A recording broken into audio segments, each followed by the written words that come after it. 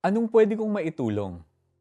Sa isang munting salo-salo, masayang nag-announce si Amy na ikakasal na sila ng kanyang kasintahan. Nagpalakpakan sa saya ang mga pinsan niya. Maligayang maligaya sila at bawat isa ay gustong maging pagpapala sa kanilang dalawa. Anong pwede naming maitulong, ate? Nandito lang kami, ate. We got your back. Bukod sa mga pinsan ni Amy, kabi-kabila din ang mga offer na natanggap nila mula sa mga kaibigan. Damang-dama nila ang kabutihan ng Panginoon sa bawat taong handang makibahagi sa kanilang nalalapit na kasal.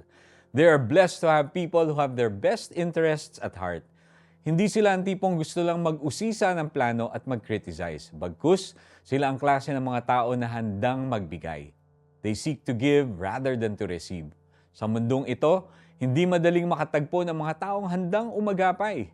Marami ang naghuhusga at sumasagap lang ng tsismis. But, even if we don't have people around us who are ready to help, there is a great God who loves us too deeply.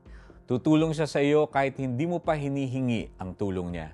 At kahit hindi mo maamin na kailangan mo siya, bago mo pa man siya kilalanin, nag-alay na siya ng kanyang buhay para sa iyo. Siya ang laging nagkakaloob ng mabubuting bagay sa atin at nagtuturo sa atin na it is better to give than to receive. Sa tuwing binubuksan natin ang ating mga palad upang magbigay, lalo nating binibigyan ng pagkakataon ng Panginoon na tayo'y pagpalain at patuloy na maging pagpapala sa iba.